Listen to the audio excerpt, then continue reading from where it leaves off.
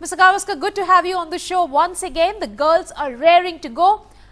Would you say they have done enough to be remembered like couples devils of 1983, or will that happen if they get over the finish line on Sunday? I think that will come when they get over the finish line on Sunday, that's for sure, because there's no question that they have done enough to be remembered for their performance in this tournament. There have been some fantastic individual performances, both with the bat and with the ball. But eventually, I think teams are remembered not so much for their individual performances, but teams are remembered for the winning of the trophies. And therefore, I think Sunday is going to be a very, very important day for Indian women's cricket. Snehal, let me take that question to you. With the brand of cricket they have played and the skill they have displayed till now, if they do not manage to win the final, will they still return as heroes? Well, if you do so much and the Indian public doesn't remember you, then it's a kind of a reflection of the Indian public that, you know, they are very short memory spans. This team has definitely punched above its weight. Nobody going into this World Cup would have billed India as, you know, they're going to be there at Lords. It was all the talk was about Australia, all the talk was about New Zealand. India have now beaten both these teams. India have beaten England. India have beaten all of the top three nations, traditional nations in women's cricket. So this team has achieved a great deal just by getting to the final. They will achieve exponentially more if they do make it into the final. So it is the kind of situation where you need to appreciate the gravity of the situation. This is only India's second ever final since, you know, 1970s when the Indian team started. So it is a huge achievement by being in the final, but they definitely have it in them to go one step further. Right, this is a huge moment, but how difficult, Mr. Gavaskar, will it be to win versus England, and that too at Lords, which is an untested territory for them?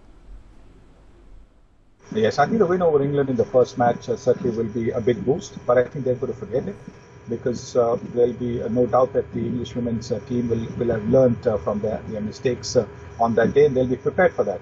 So I think what the Indian team has to do is completely forget that. That's great for self-confidence when you walk off or walk onto the field. But I think they've got to prepare freshly. I think their fielding really needs to lift itself up, and because that is going to be a key difference in this game. So surely I think the way they have won both the teams, because England won in the last over of their innings, so that they will have been boosted by that win, and the manner in which India have defeated Australia certainly will give the Indian women loads of confidence too. Snehal, Lords, different pitch, different conditions. How difficult will it be for the girls in blue? Yeah, absolutely. India enjoyed a little bit of home advantage at Derby because they had the familiarity with the conditions. Moving to Lords is a ground where obviously it's going to be a new territory for India. There's going to be more than 26,000 fans there. For the first time in probably women's cricket history, a paid final has been sold out. With so many supporters there, it will be a very different environment from what India has played at Derby. Playing against the home team at their home ground, there is no occasion which is bigger. It will be a tough challenge, but this team has shown the ability to lift themselves in pressure situations, the way they've really outperformed their potential in the last two knockout games. So I'm expecting a lot of support for India also amongst those 27,000. So it will be a very charged environment.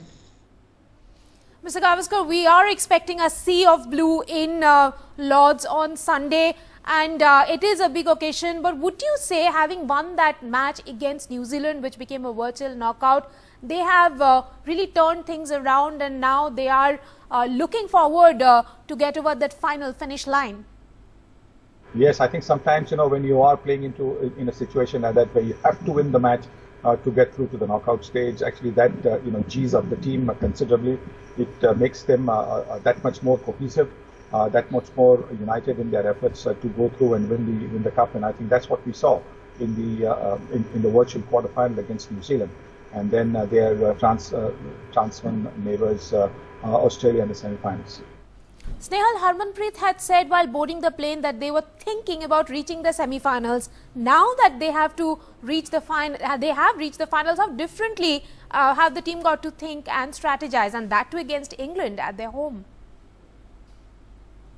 Not very differently, because it is essentially a winner-takes-all game. India had kept the first goal of semi-final, because the last time India made a semi-final of a World ICC event, either T20 or ODI, was 2010. So obviously that was the first goal that was achieved. Once that was achieved, they set a higher goal of beating Australia in the semi-final. That's been ticked off. Now they need to set their sights in the final, but the mindset won't change a lot, because now this is the third knockout game in a row that they're playing. Essentially, they're basically going in at the same mindset that they had. It's a winner-take-all game. Right. You have seen the team very closely over the last 1 month. Where do you think India needs to do better? Against Australia, the spinners were not as effective, and as Mr. Gavaskar already told us, that fielding has come short in the previous game. Well, against Australia, there was a concern that the spinners weren't as effective as they have been throughout the tournament. But that is probably more to do with the fact that Australia really plays spin well. They're one of the countries who have really worked in that department. Against England are not also did well against the Indian spinners when India met them in the World Cup opener. So the performance of the Indian spinners will be critical to the success of this Indian team. And of course, the fielding department has to come together. Yesterday, there was a dropped catch where Elise Villani was dropped on 10. She went on to score a very fast half century, which looked to take the game away from India a little bit. These things have to come together. There is no real other option in a final where you have to get all these elements together at the right time.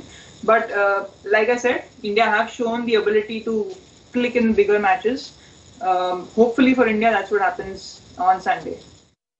Mr. Gavaskar, Mithali said during the press conference that it was a special moment for her and Jhulan. Do you think the girls are fired up to do for the senior pros what the Indian boys did for Sachin Tendulkar in 2011? Exactly. Yes, I think like I said, in a team game, individual performances are important, and star players need to perform, because that's what they are in the team for. But at the end of the day, when the team lifts a trophy, I think that feeling is, indescribable.